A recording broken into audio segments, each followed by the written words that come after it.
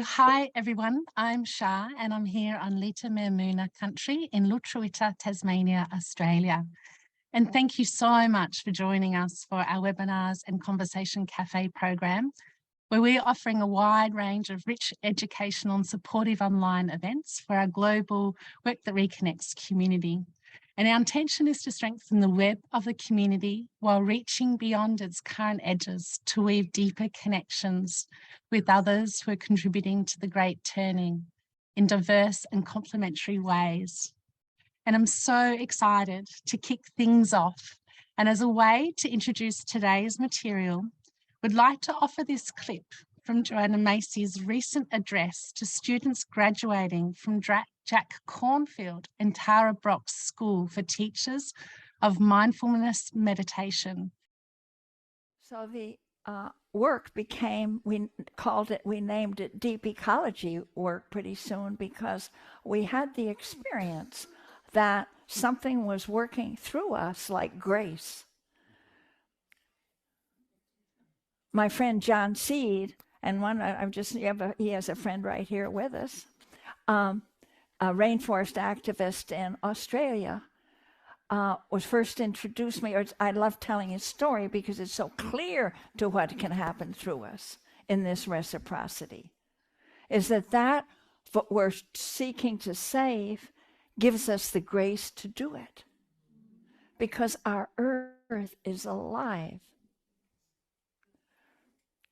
So John, when I went to see him 35 years ago with the Despair and Empowerment work, he said, Joanna, you got to move this bond so we get farther away from anthropocentrism. And I said, oh. And so then he told how, and he took me in to see the forest, that he had been an IBM executive, a systems thinker, and then he got tired of that and he became a hippie farmer in Australia and Northwest New South Wales and at Bodie Farm.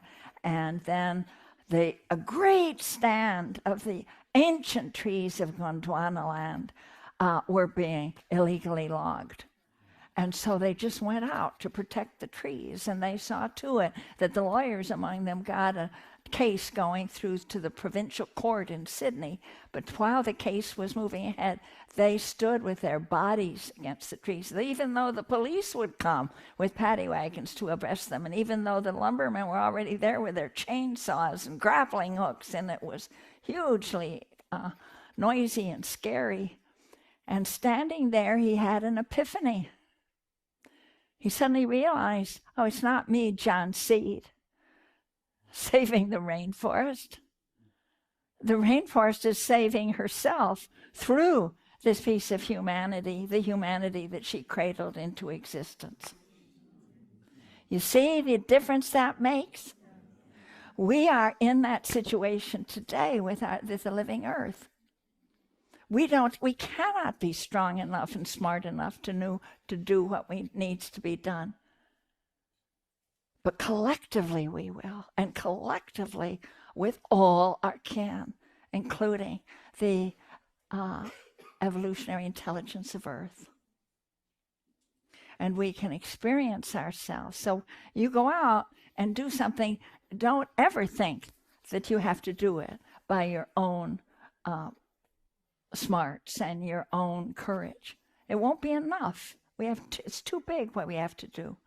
But we walk out together, use the synergy with each other, but also with the intelligence and vigor and grace of creation. And you are alive now at a point. You were so clever to arrange this. And that you, having evolved all these millions of years, and all the conditions you threw to show up again right at this point, where you can make the most tremendous difference.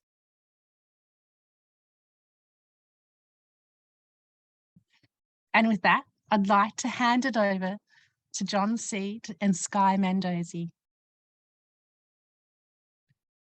Well, such a pleasure and an honor to be here with all of you and to be introduced by Joanna in that way.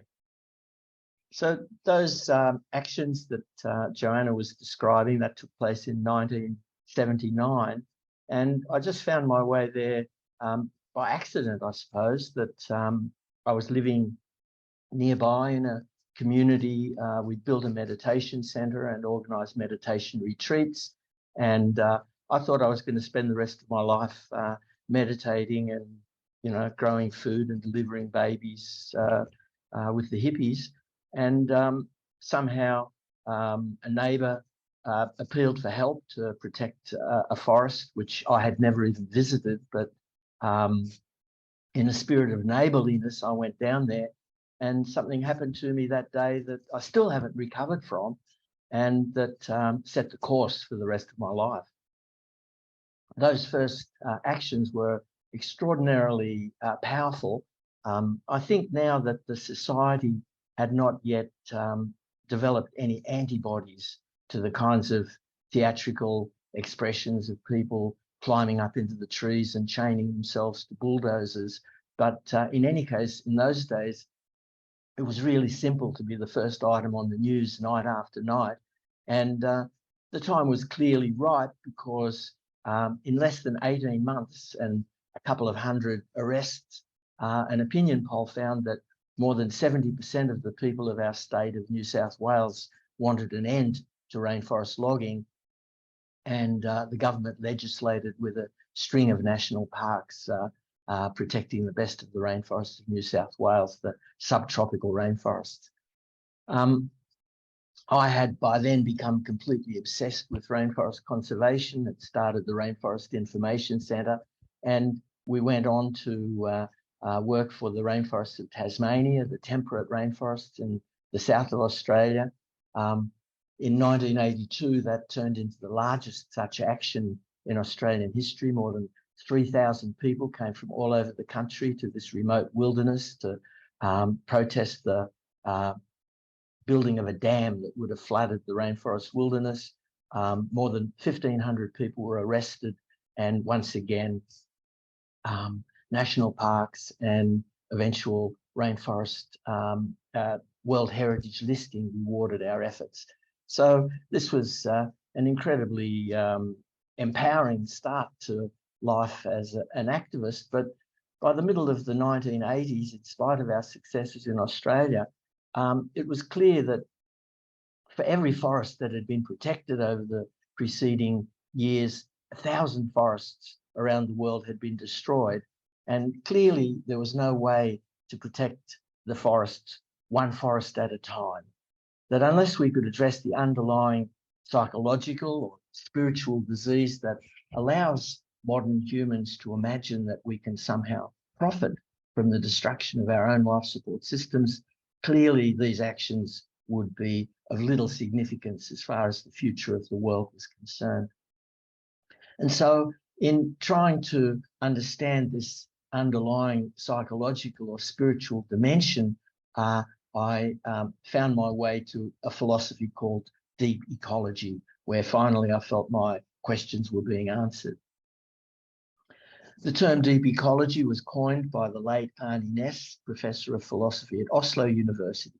And according to Næss, underlying all of the symptoms of the environmental crisis, there is the illusion of separation between human beings and the rest of the natural world, the illusion of separation. And Næss said that this illusion was itself a result of anthropocentrism or human-centeredness, human supremacy, the idea that we humans are the center of everything. We are the crown of creation. We are the measure of all being. The world consists of human beings on the one hand and resources on the other. The only thing that has any intrinsic value is humans. Everything else may only have instrumental value if it happens to be a resource for human beings. The earth itself has no value. It's just dirt until we transform it through our labor and intelligence into something of value. So this anthropocentrism, Næss pointed out, stretches back thousands and thousands of years, at least as far back as the Old Testament, where we learn that we are to subdue and dominate nature, and nature is to be in fear and trembling of us. And because of this great history of this awful error, that illusion of separation has become totally tangled with our very being and with every institution of our society. And Næss said, we're not going to be able to think our way out of the mess that's been created. He said that ecological ideas won't be enough to save us. What we need is ecological identity or ecological self. And he said that in order to nourish that ecological identity, what was needed were community therapies as a way of healing our relations with the widest of all communities, with the living earth herself. And I'll continue with a further introduction a little later, but now I'd like to hand over to my colleague, Skye. Thank you, John and Shah, Frida. Oh, feeling a little emotional after seeing that clip of Joanna. Yeah. So my name is Skye, and I'm coming to you from Wurundjeri country, now known as Melbourne, Australia. I'm South African originally. I've been here for six years now in Australia. And yeah, I guess I just wanted to share a little bit of my story in getting to this point where I'm sitting in this room with all of you, co-facilitating with John, because I feel like it points a little bit to what we're going to be sharing about today, the core insight of deep ecology. And so, yeah, my background, as I mentioned, I'm from South Africa, and I have a background in as a wildlife carer and a wilderness guide when I was living over there. And then at some point in my early 20s, I moved over to the Peruvian Amazon jungle, where I entered into a 5-year-long full-time apprenticeship into a traditional medicine lineage with the Shipibo, indigenous people, and a form of curanderismo. And this was a really life-changing experience for me, because it was the first time that I was able to immerse in an entirely different cosmology and different set of cultural ethics and values, and experience, even though I didn't have the language at the time to know what was happening for me, there was this deep sense of homecoming as I was decentered from the story, and I was immersed in this cosmology where humans and plants and animals were part of a web, a circle, and I, as opposed to, the human being the tip of the pyramid.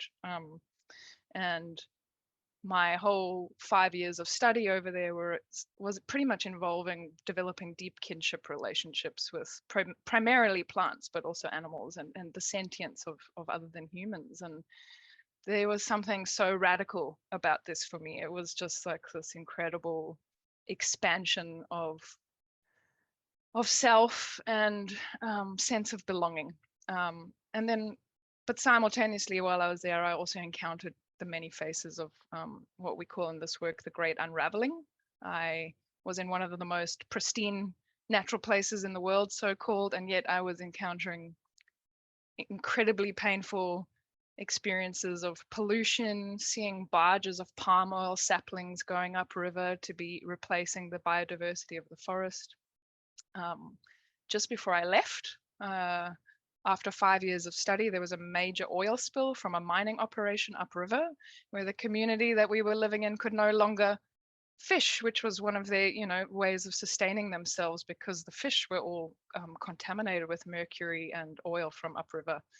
And yeah, there was just this simultaneous encounter of expansion and deepening beyond this anthropocentric worldview that our culture bestows upon us as children, and then also like witnessing the consequences of that worldview in a very real way. And so after 5 years, my partner and I left the jungle and we moved to Australia because he's Australian. And when I was there, I experienced this deep descent into grief and despair, because I went from this living earth, being like really embedded in this living earth cosmology and being surrounded by people who are constantly validating my experience of the world as alive and sentient and capable of being in relationship with me, to this experience of, you know, hyper materialism, hyper individualism, Cartesian dualism, and again this very anthropocentric, like humans as crown of creation experience. And yeah, it was so sharp. It was so sharp, in a way that I think maybe a lot of us don't get to experience, because this happens so young for us. There's like a numbness or a normalization of this way of life for a lot of us that I was now, you know, re-experiencing as an adult. And it was in this place of despair, that I encountered John for the first time, and this body of work. And my husband and I joined a workshop with him in 2017, in the depth of our grief. And it was, yeah, I don't even have words. I'm just so grateful, that we found you, John, in that moment. It was a really dark moment for us. And John was able to kind of name and give shape and map the experience that we were going through in a way that was just mind-blowing to me, really. Like, firstly, he named the grief that I was experiencing as the grief instead of my grief, and then created this incredible container that allowed us to really express, and feel what was happening for us for the first time. And that alone, that experience of really touching that grief in a way that was so supported, so held, and so normalized, was just in itself like a life-changing moment for me. And then following that was the rest of the workshop, which was this process where he mapped the journey from the sense of hyper individual separation back into an experience of participation and like a participatory living identity with the wider earth. And then, and in the same moment, gave us a kind of path forward for how we could, I guess, generate and start to cultivate consciously what we were experiencing in the jungle, in, I guess, in a more implicit way, in a more explicit way here on Australian soil. And that was just the most incredible gift. And my husband and I were absolutely blown away. And we've attended every workshop with John since that moment, so every time he's visited Melbourne, and really quickly became students of the work, and large enthusiasts for this incredible gift that I feel this work is to all of us, and the way that it feels like to be in many ways a kind of balm or antidote to this wound of the Western psyche. So I felt like that story might just put into context some of the magic that this work is. And so honored to be here with John today. And so I guess that kind of sets the stage for naming what this central insight of deep ecology is, which is, as Joan has said, it's this sense of separation, this illusion of separation of the humans from the rest of the natural world, the sense that we are somehow outside of nature or earth, and also in many ways have the right to dominate or be supreme to that. And it's the sense of, even if you don't consciously hold those are the ethics and the values of the worldview that pretty much everyone from the Western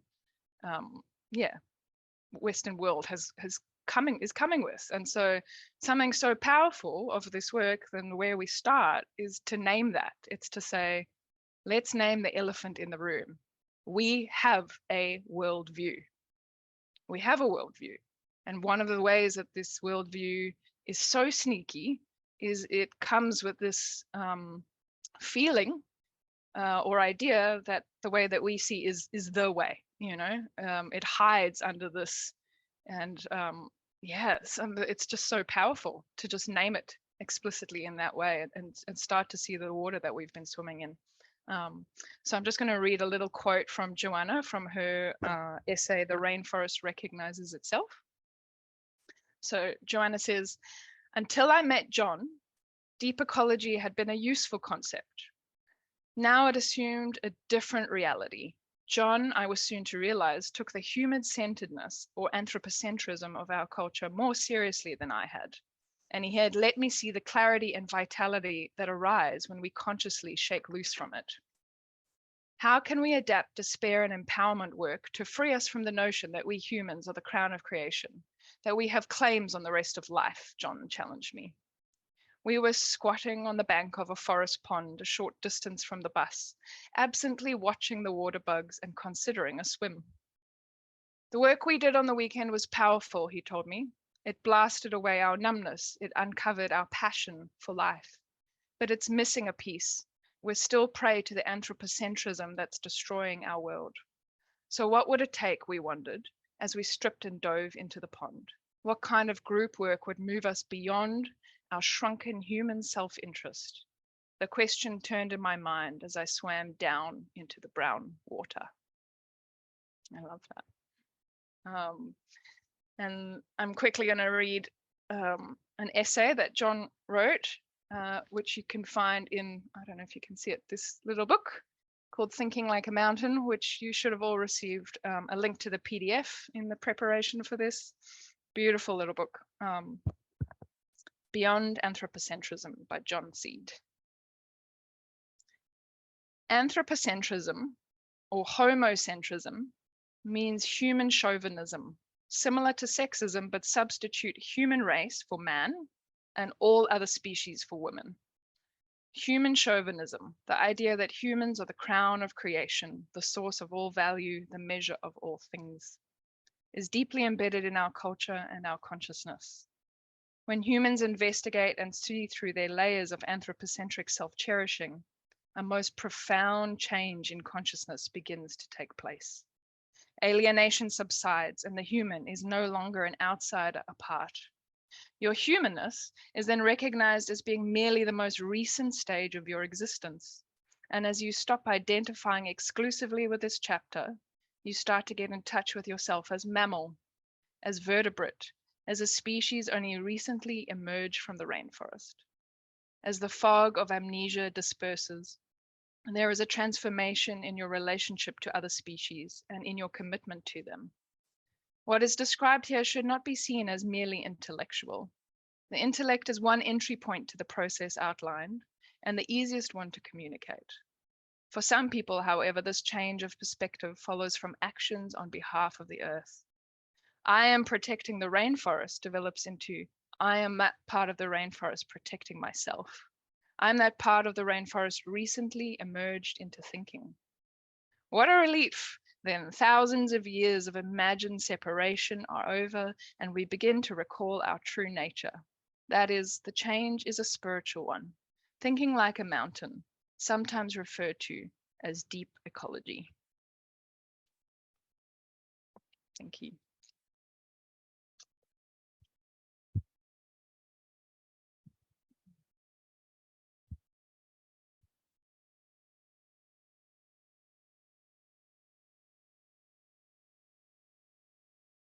Oh, I'm going to introduce the spiral. So from here, from this point, we're going to go on a little journey through what is known as the spiral. And the spiral, you can conceive of the spiral as the map that takes us through this movement from separational anthropocentric self-cherishing and back into a participatory wider ecological self. And this is such an elegant, in my experience, it's such an elegant way of moving through the work, and each stop on the spiral has so many layers to it, and that's why it's the spiral and not the circle. And we can keep going through the spiral and experience it again and again from different angles and deepen it over an entire lifetime. It's a practice as opposed to something that you would just do once and be done with. And so, yeah, my partner and I have come to articulate the spiral as a form of perceptual activism and a kind of psycho-spiritual resilience building practice, a way to speak truth and experience yourself being witnessed in the despair and the grief that I was mentioning earlier. And then finally, a way to really like build a community, or what in Buddhism we might call Sangha, like a practice community, and find what is really ours to give in this time of endings. And so the spiral begins with gratitude, and the gratitude piece is really an incredible essential ground from where everything else takes place. It's a form of resourcing, and it's something that we can return to again and again, actually through each step of the spiral. But this is our starting point. The next step on the spiral is called honoring our pain, and it is in this place where we really affirm and normalize the wisdom of feeling and the emotions, particularly what we might call the dark or painful emotions like despair, fear, anger, and grief, and come to understand them as forms of communication from the wider Earth system, and as gateways back into connection. It's such a powerful doorway into connection. And then the next step on the spiral in the work that reconnects is often called seeing with new and ancient eyes. In experiential deep ecology, we will often call it the ecological self, or the wider sense of self. They're all the same thing, really, pointing to the same thing. And this is that part in the spiral where we really start to kind of settle into this wider identity, the living Earth cosmologies, and stretch beyond the individual into something much deeper and bigger, and that has access to more resources. That takes us into the final part of the spiral, which is called going forth. And it's in this step where we recognize, and we've gone through this shift into a wider sense of self, that we're then able to act again from a place that's far more resourced, and that isn't us acting, but really just welcoming the Earth system to act through us, or on, as taking part in a systemic change or shift, So yeah, that's the journey we're going to be going on today. And so we're going to open up by sending you all into a breakout room where you're going to be sharing something that you're really grateful for today.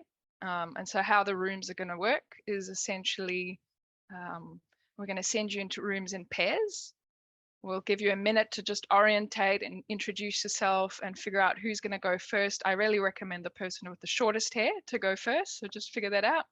And then you're going to be given 2 minutes each to just share something I am grateful for today is. So for example, something that I am grateful for today is the change in season. So we're experiencing this shift from hot, dry summer where I am into this wet, delicious autumn weather where the leaves are turning golds and reds and browns. And one of my favorite times of the whole year is when all the mushrooms start emerging. And yeah, it just feels like a beautiful invitation to go outside every single day and start really, foraging for our dinner. So that's an example, but you'll give 2 minutes to share on what you're grateful for today. And then the second person, so the person with the longer hair, will go second. There'll be a little prompt at the top of your screen letting you know when the time to switch happens. And then there will be a 60-second prompt just before the room closes. And so as Frida mentioned, if you don't want to go into a breakout room, just put a capital A in front of your name. If you get an invitation and you don't want to join, just ignore it. And one thing I'll say while you're in the breakout room, the invitation is to really listen deeply from your heart. And we're like, the way to make this safe and powerful for the other person is to allow them space to share without any overlays from you. So no advice giving, no commentary, nothing except a heartfelt thank you at the end of their share. And that can be in words or in a signal, whatever you feel. No commentary, please. And this is how we make it really safe and beautiful practice for everyone. Did you want to add anything, John? Okay, great. All right, everyone, enjoy your room. We will see you in a few minutes. So to continue with my story, the next big change that took place in my life was meeting Joanna Macy. It was 1986, and I attended a workshop that was then called Despair and Empowerment, and had the next big turning in my life because Joanna introduced me to this body of work where finally I could see how to give some substance to Arne Næss's call for community therapies. How are we to turn ecological ideas into ecological identity? Arne Næss said that ecological ideas won't be enough to save us. What we need is ecological identity, ecological self. And in discussion with Joanna, we came up with a kind of a merger or a synthesis of the ideas of deep ecology with the extraordinarily powerful engine of personal and social change that she embodied in the work that reconnects. And so what Joanna taught me was that we live in a culture where there's a profound denial of many of the feelings that just are part of our heritage of human beings, part of our intelligence, that for 4,000 million years, every single one of our ancestors has been intelligent enough to reach the age of reproducing itself before it was consumed. An extraordinary pedigree of intelligence, and yet 99.999999% of that intelligence preceded cognition.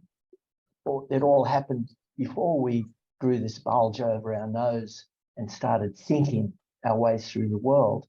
And what we call feelings is what remains of that primal ancient intelligence that allowed us to survive, that allowed us to find our way through the universe to where we are now. And so we suppress that intelligence at our peril.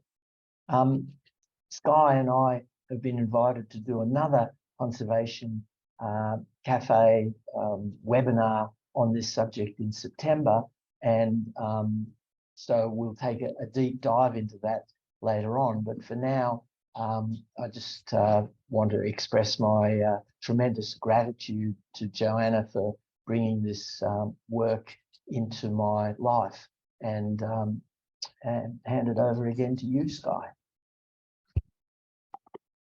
Beautiful, thanks, John. Yeah, this step on the spiral, as I mentioned or shared in my story before, was a really significant part of my own journey, and quite a revolution really to be in a space where the feeling of pain for the world and pain in general, but specifically pain for the world, was normalized as something that is not only okay, but a totally sane response to what's happening.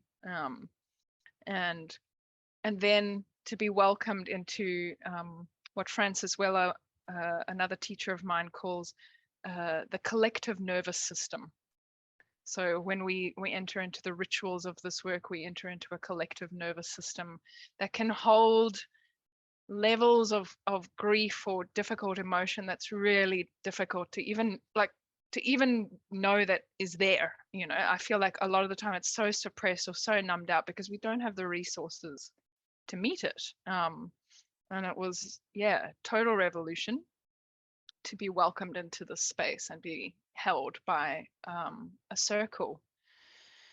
And I feel like this is, I'm very, very looking forward to exploring this deeper with John in a few months, because it's been a pretty major step. And as I alluded to, I've kind of deepened my what's the word, I guess, interest, and expanded my ability to work in this particular step on the spiral by also delving into the work of Francis Weller. So if you're unfamiliar with him, he wrote a book called The Wild Edge of Sorrow, and he named what he calls the gates of grief. And it's similar to what John did for my partner and I when we came back from the Peruvian Amazon, by naming and giving shape to things that were there, but I couldn't really articulate. I feel like Francis Weller, by naming the 5 gates of grief, it just created these doorways into experience that were just sitting there waiting for their moment to be named, essentially, and then given group process to experience that. And so, yeah, one of the things that Francis says, which I love, is grief is an essential skill for allowing us to be present and in relationship with our world. And yeah, it's just such a simple thing to say, and it's been very, very true in my experience. If I have congested grief that I haven't been able to get in touch with, I notice that it's much, much harder for me to feel that sense of kinship and connection. And almost inevitably, the result of going into this step in the workshops that we do, the experiential workshops, is this incredible sense of flow in the psyche that allows me to feel my world in a different way again. And then another thing that Francis says is grief reveals the interpenetrating reality of our time.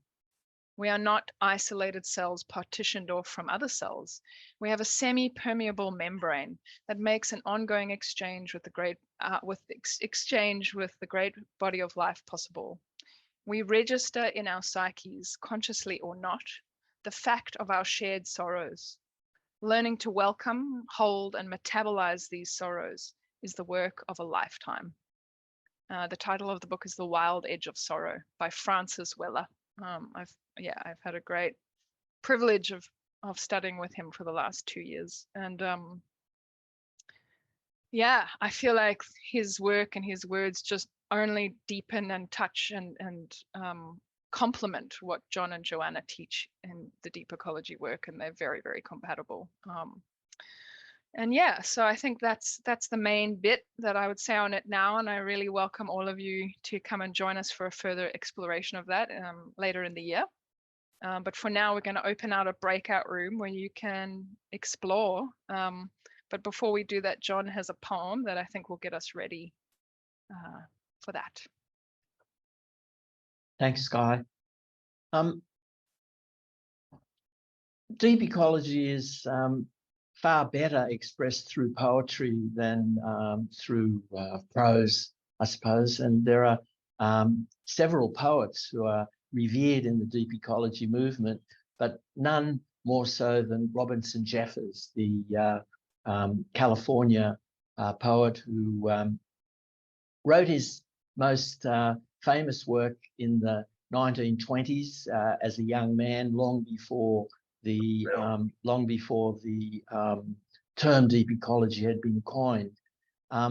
But later in his life, he became disenchanted with the human project that was destroying the nature that he loved. And so I'd like to share a poem of his called Passenger Pigeons. So passenger pigeons were once the most numerous bird that had ever been known. The early explorers in the United States told stories of flocks of these pigeons that darkened the sky. And if anything was proof against extinction, surely it was the passenger pigeons. And yet the last passenger pigeon, named Martha, died in the Cincinnati Zoo in 1917. So here is to mark this station in the spiral of the work that reconnects, honouring our pain for the world. I honour Martha and passenger pigeons. Slowly, the passenger pigeons increased. Then, suddenly, their numbers became enormous. They would flatten 10 miles of forest when they flew down to roost, and the cloud of their rising eclipsed the dawns. They became too many. They are all dead. Not one is left. And the American bison, their hordes would hide a prairie from horizon to horizon. Great heads and storm cloud shoulders, a torrent of life. How many are left? For a time, for a few years, their bones turned dark prairies white. You, death, you watch for these things, these explosions of life. They're your food. They make your feast. But turn those great rolling eyes away from humanity, those grossly craving black eyes. It is true we increase. A man from Britain, travelling in Gaul when Rome had fallen, he journeyed 14 days through that beautiful, rich land, the orchards and rivers and the looted villas. He reports that he saw no living man. But now we fill up the gaps. In spite of wars and famines and pestilences, we are quite suddenly 3 billion people. Our bones too would make wide prairies white. A beautiful snow of unburied bones. Bones that have twitched and quivered in nights of love. Bones that have shaken with laughter and hung flat in sorrow. Strong bones broken on the rack, coward bones worn out with trembling, broad bones gnarled with hard labour, and the little bones of sweet young children, and the white, empty skulls, little carved ivory wine jugs that used to contain passion, thought, and insane delirium, where now not even worms dwell. Respect humanity, death, these shameless black eyes of yours. It is not necessary to take all at once. Besides, you cannot do it. We are too powerful. We are men, not pigeons. You may take the old and useless, the cancer-bitten and the tender young, but the human race has still history to make. For look now at our achievements. We have bridled the cloud leap, lightning, a lion whipped by a man to carry our messages and work our will.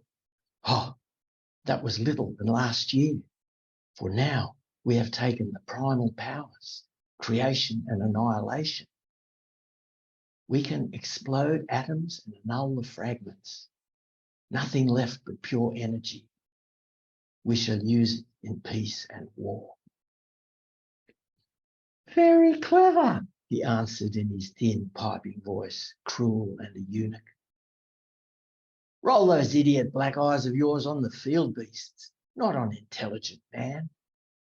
We are not in your order. You watched the dinosaurs grow into horror. They had been efts in the ditches and presently became enormous with heaving flanks and tearing teeth, plated with armour. Nothing could stand against them. Nothing but you, death, and they died. You watched the saber-toothed tigers grow those enormous fangs, unnecessary as our sciences.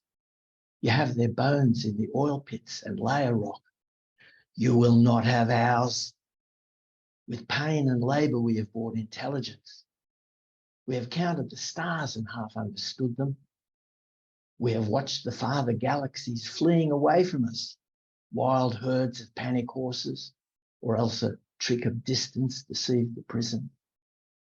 We can outfly falcons and eagles and meteors, faster than sound, higher than the nourishing air. We have enormous privilege. We do not fear you. We have invented the jet plane and the death bomb and the cross of Christ. Oh, he said, grinning like a skull. Surely you'll live forever. What could exterminate you? Robinson Jeffers, thank you. So now we will enter our rooms of two, and share our honouring of our pain for the earth. Thanks, John.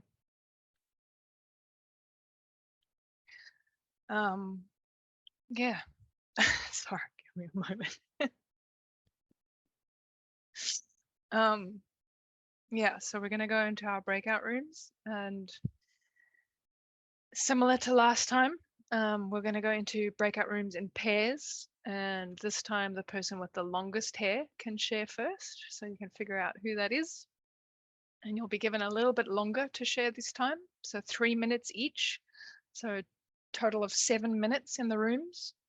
And then Frida and John, I'm thinking maybe once the rooms are complete, then folks can just go straight into a little break. Does that sound like a good idea? Yeah, cool.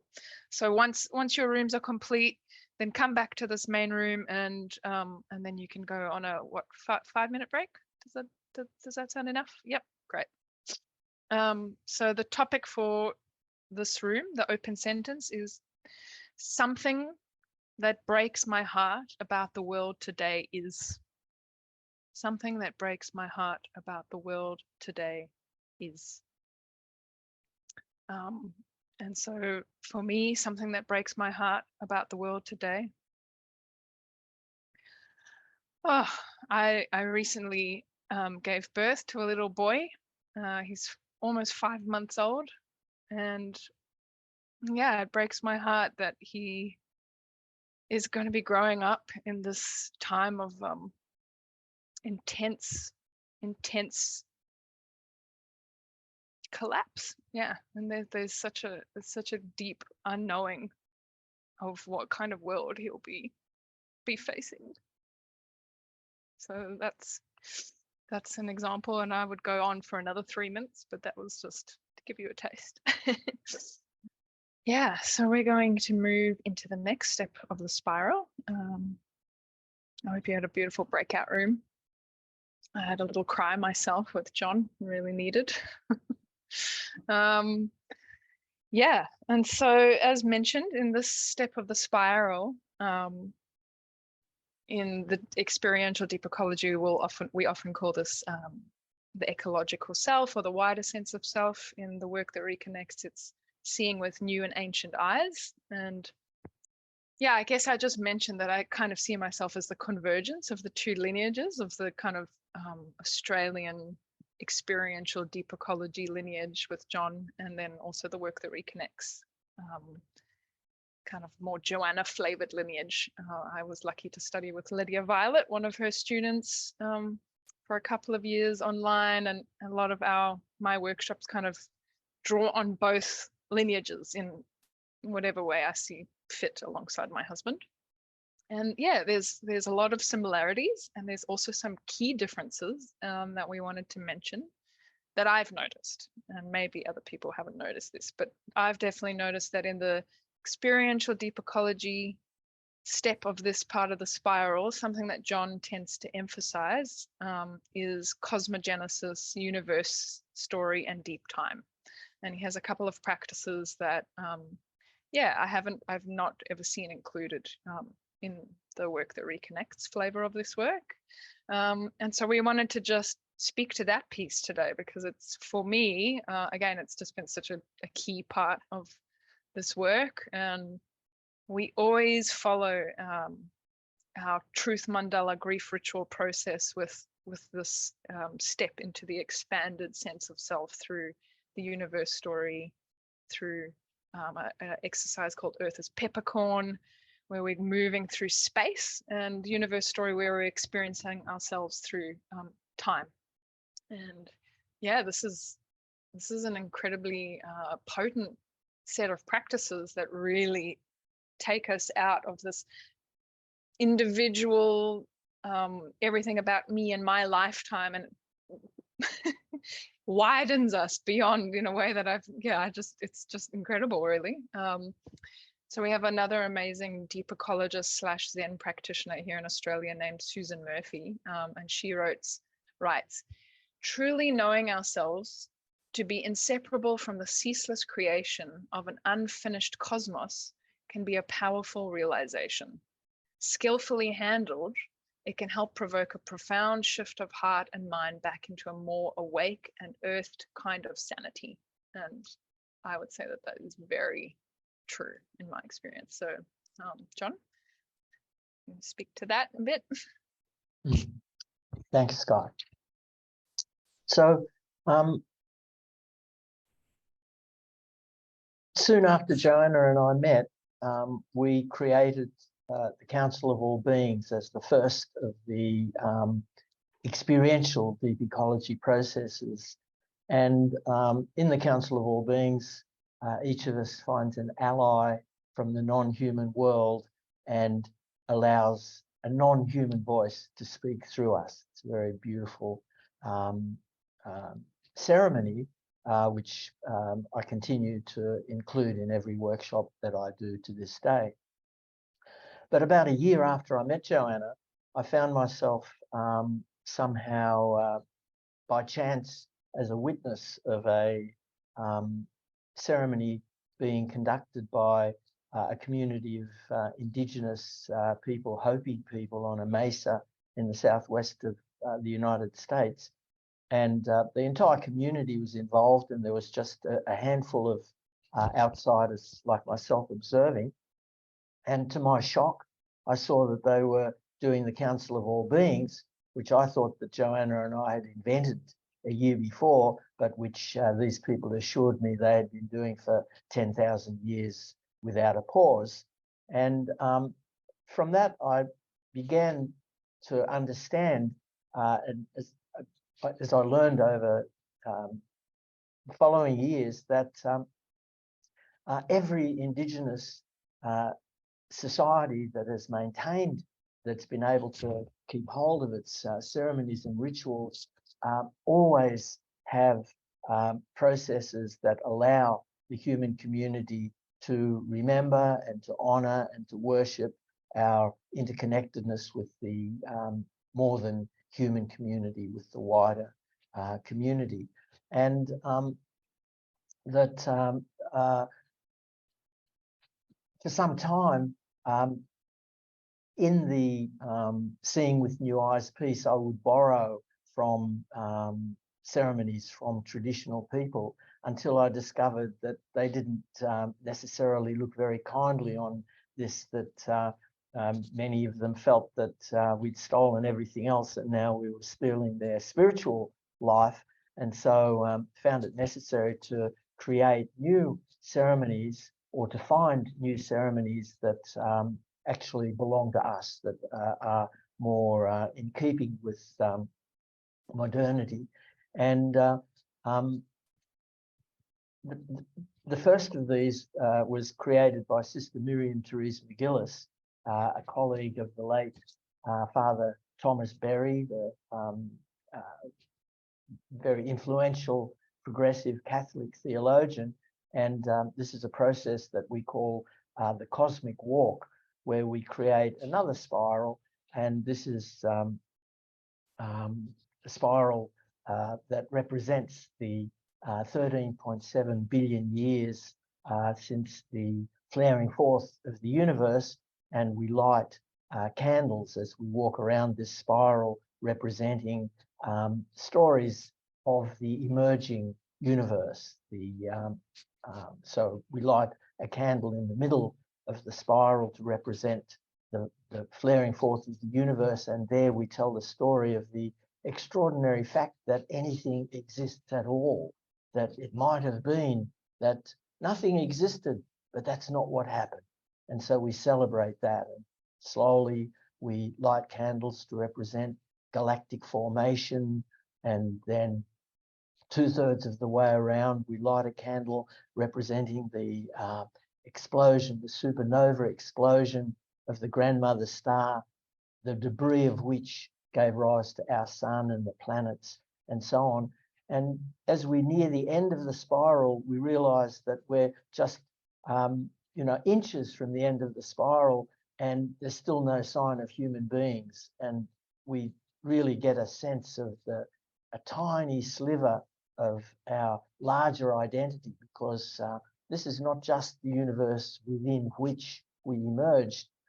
We are this universe, according to Father Thomas, that we are that moment when the universe has become complex enough in the human to be able to understand this story and to be able to celebrate the extraordinary journey that we've taken to get to this point. And there's this profound expansion of identity that takes place. Maybe you can feel it just listening to the story, but to embody the story, to perform the ritual, to take part in that ceremony of walking around that spiral and watching the universe emerge into being, it's a very, very profound experience for everyone, especially having been honest with our grief and our rage and our terror in the earlier piece of the workshop. There is no obstacle now to fully celebrating the glory of where we find ourselves as this extraordinary moment in the awakening universe. Over to you, Skye. It is extraordinary, I can confirm.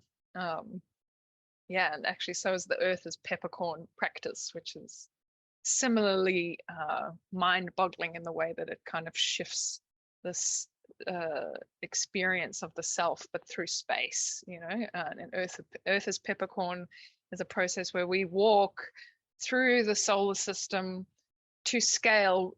Should the Earth be the size of a peppercorn, to give you an example, and the steps between each planet, and it just gives you this extraordinary embodied experience of how much space there is and how small our entire human story is. Yeah, and to have both of these practices following the grief ritual is very, very powerful, and really gives that sense of space that allows us to really hold the pain in a different way as well. Anyway, we would like to invite you into an experience of this, a mini experience of this. And so if it feels safe to do so, as long as you're not driving or operating heavy machinery of some sort, perhaps you can close your eyes. If not, then that's eyes open is also okay. And I'm just going to read through something called Deep Time and the Tree of Life, which comes from an incredible book called The Overstory by Richard Powers, which I really recommend. So here we go. Taking a couple of deep breaths just to center ourselves into our seats, and just bringing a little bit of awareness to our sit bones and wherever our feet are making contact with the earth beneath us. And maybe we'll just take 2 deep breaths with a long exhale.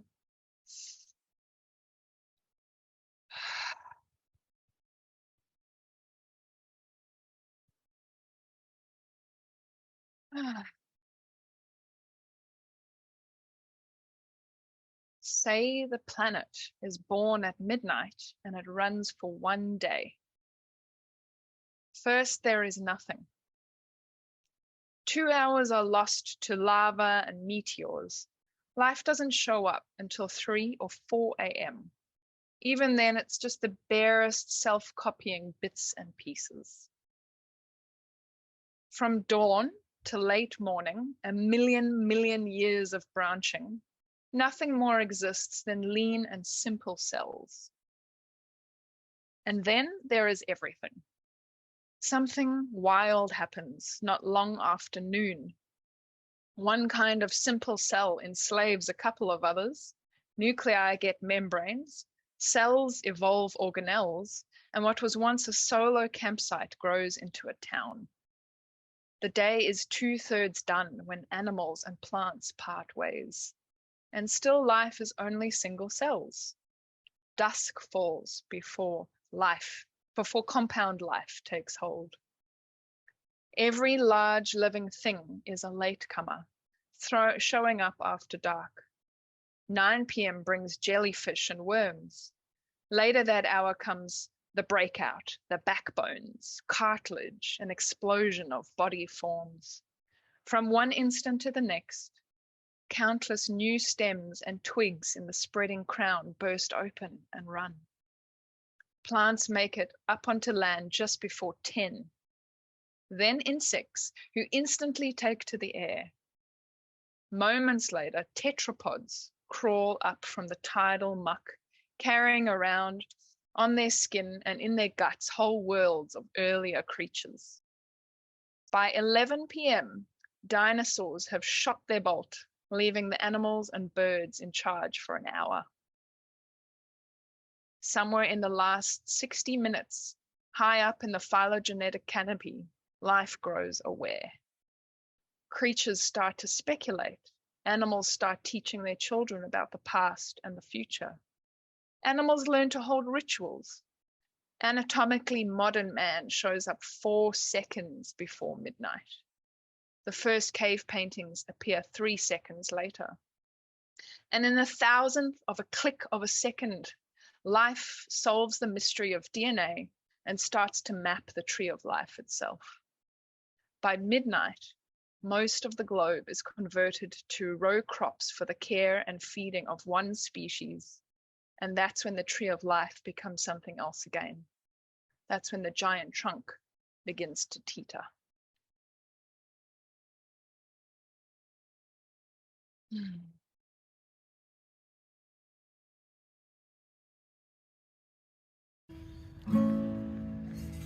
Remember that you're standing on a planet that's evolving, revolving at 900 miles an hour.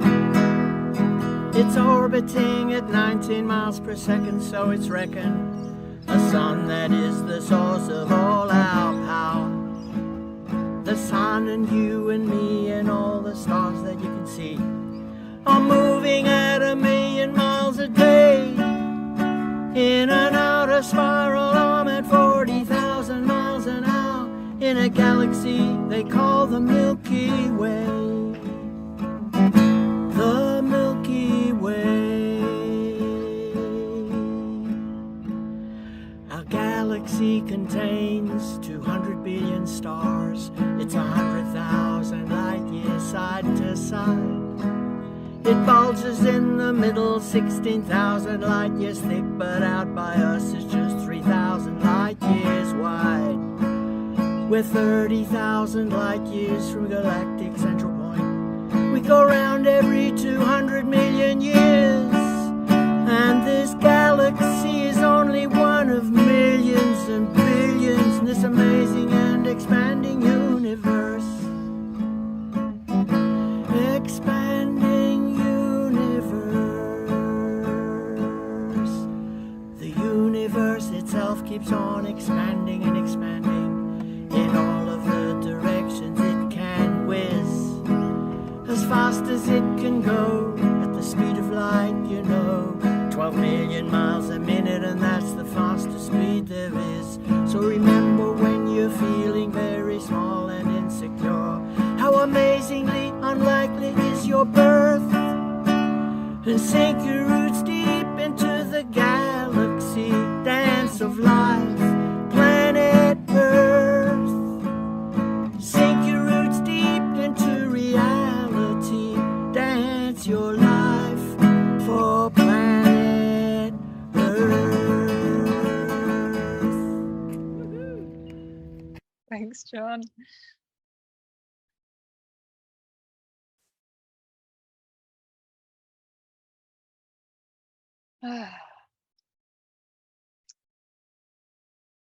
Right. Do you have anything to add before we move on, John? I think it's time for going forth. All right. A little taste there for you of cosmogenesis and the Earth's universe story. Yeah. And as John mentioned, typically after that in our live workshops, we would then move into the Council of All Beings, which is another really powerful process before moving into the last step of the spiral, which is called going forth. And yeah, I just wanted to name here again the sense of the different flavors of this step in the spiral based from my point of view of being at the junction of the two lineages.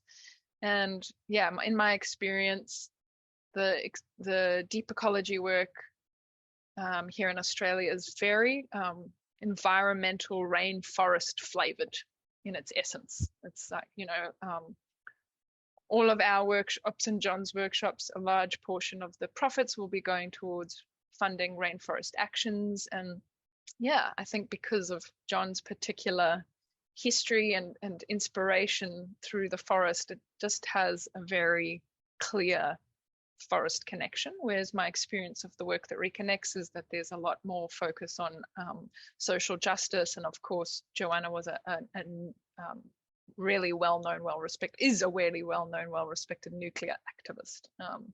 And so they have slightly different flavors in that way.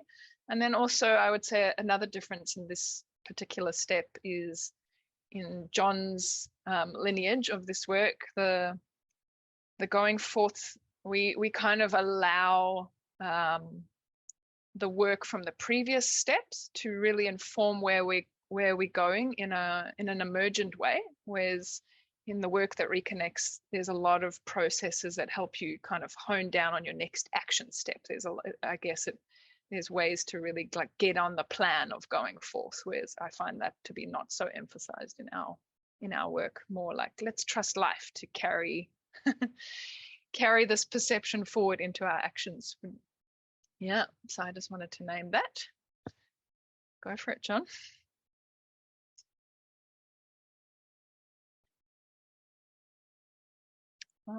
Because oh, there you are.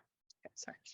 Because Arne Næss called for the creation of community therapies to heal that illusion of separation, most of the processes that we have developed over the years are things that take place in community. We sit in circles, and so finding things that people can do by themselves, we haven't explored that in any great depth. But there's one process that I find really useful for nourishing ecological identity, which doesn't require company. And this is, we call it breathing with trees or breathing with plants. And that's why we asked you to be within line of sight today with a tree or a plant outside your window or in a pot in your room. So I'd like to introduce this process and then explore this with you. So in the cosmic walk, when we're watching the universe emerge, one of the candles that we light is several billion years ago, when our ancestors were single-celled organisms floating in the ocean, and when we had become so successful that we'd used up all of the freely available nutrients in the ocean. And in order to continue to grow, some new source of energy was required. And it was at that time that our ancestors invented or discovered photosynthesis, that we learned to capture photons of light from the sun and use the energy of that light to transform CO2, to be able to break open CO2 and extract the carbon to build our bodies, to continue to grow. And as we did so, inadvertently, a molecule of oxygen was released as we removed the carbon. And this oxygen was a toxic poison for the anaerobic life of that time. But for about 1 billion years, this poison was unable to wreak any havoc, because as soon as the oxygen was released, it would combine with iron that was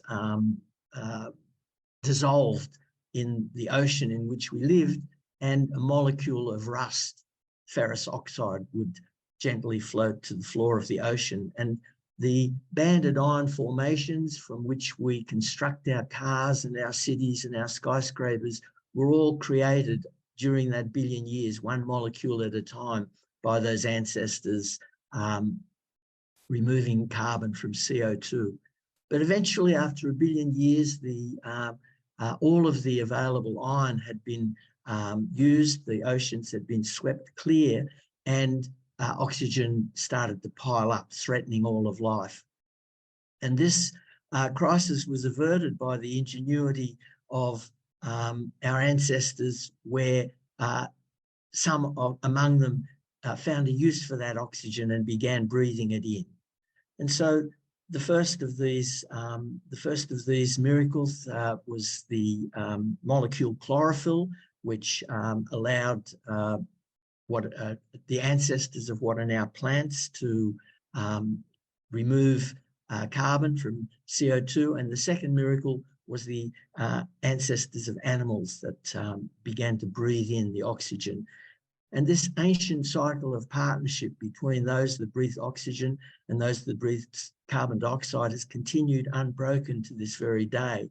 And the process that I'm going to introduce, I'd like you now to look at the plant or the tree outside your window, or the plant that's sitting on your table, and begin to exchange gases with that plant. So this is a breath meditation, but this is a meditation about the gases that we're exchanging.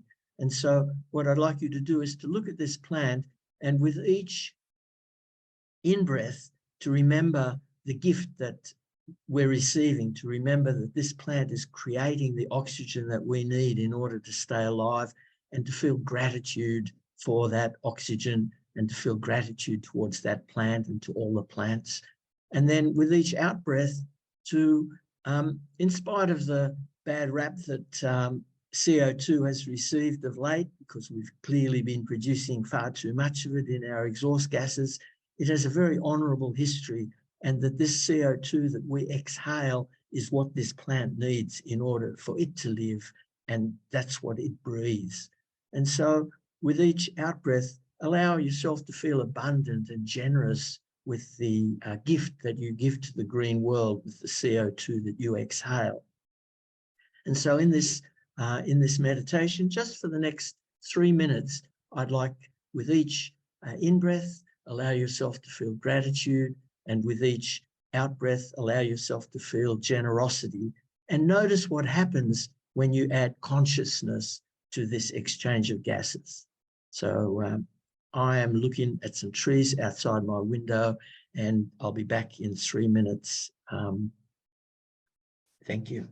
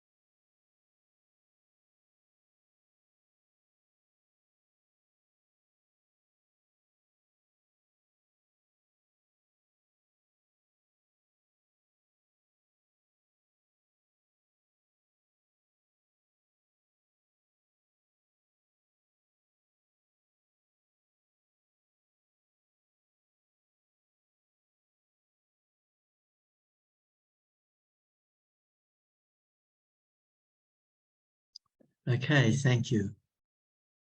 I've found this to be a very useful exercise for nourishing my own ecological identity, that as I get lost in the merely social identity that emerges in my interactions with this frenetic world that surrounds us all, sometimes I've just felt completely lost and bewildered, and all my sense of purpose has disappeared, and suddenly a single blade of grass will call me from a crack in the cement at my feet, and I'll stop for a moment and exchange gases with it, and it just fixes me right up. It's like having a chiropractic treatment or something like that, and helps me to remember who I really am underneath that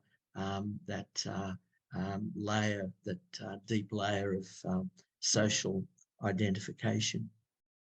And so we're now nearing the end of our time together.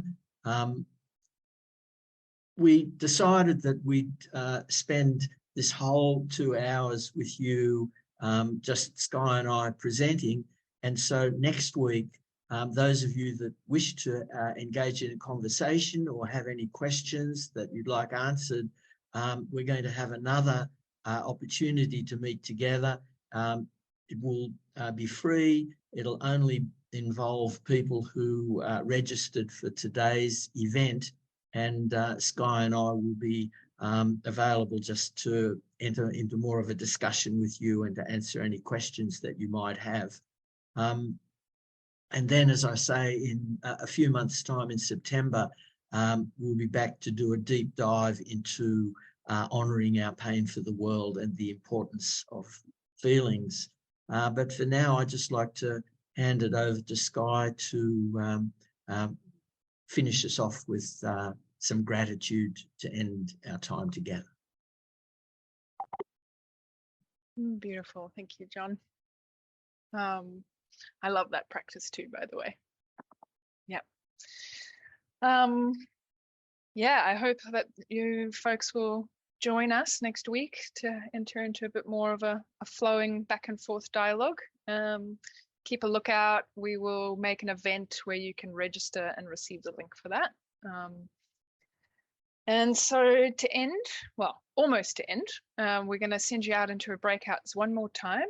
And this time we're going to be sharing on something that really spoke to me from today, or something I feel really grateful for about what you heard today. And so I'll say, for me, something I'm really grateful for today is, this amazing opportunity to partner with the work that Reconnects Network and John, and to be able to just share about this work that we feel so passionate about, and that feels more important than ever.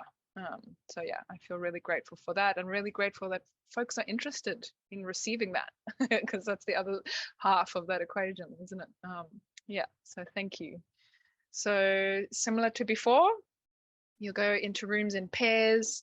Shortest hair will be person A, and something that really spoke to me from today, or what I am most grateful for about today is, and just finishing that sentence. You'll have 2 minutes each, and then we will come back into this room for the final outro.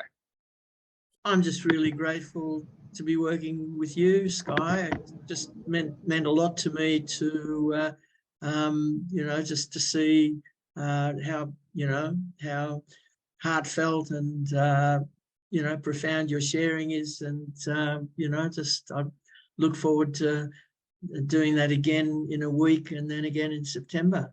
Thank you. Thank you so much to Frida and Shah for being the organizers and holding and supporting the container. And yeah, a lot of background work goes into putting something like this on. So yeah, really grateful to you both for doing that, so that we could just show up. Yeah, over to you, Frida. All right, well, everyone, thank you for joining us today. I put a few links in the chat for upcoming events, but we will follow up with an email in 3 days with a recording for this offering, as well as links for John and Skye's offering next weekend. The network will also be hosting a conversation cafe on this webinar on June 25th or 26th. depending on your time zone. And John and Skye will be back in September, so look for that event as well. I'll include that in that email. Thank you so much for joining us today. To learn more about the Work That Reconnects webinars and Conversation Cafe, please visit our website at workthatreconnects.org. Thank you all.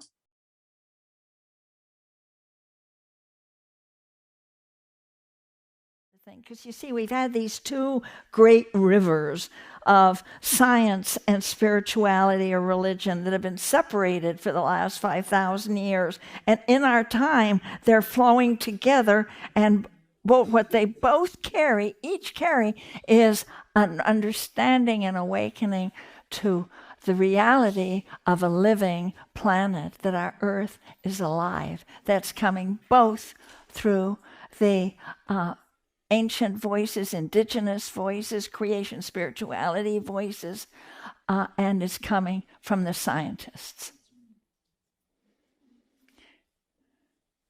And we're going to awaken as Earth. And we're going to see ourselves as Earth. We are going to honor with the greatest thankfulness and gratitude that there is this great Mother, Father being that has given us air and food and strength and each other and everything. And that we can let her move us. We can let her inhabit us.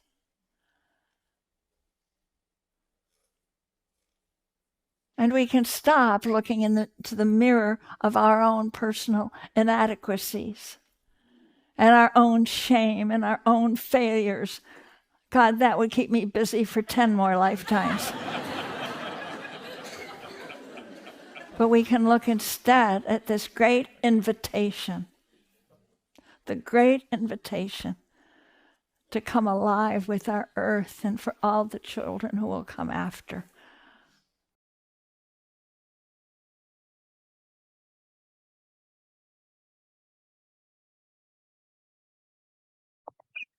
So thank you for joining us today for this incredibly beautiful and connecting time. And to learn more about the Work That Reconnects networks, webinars, and Conversation Cafe series, please visit our website at workthatreconnects.org. Thank you.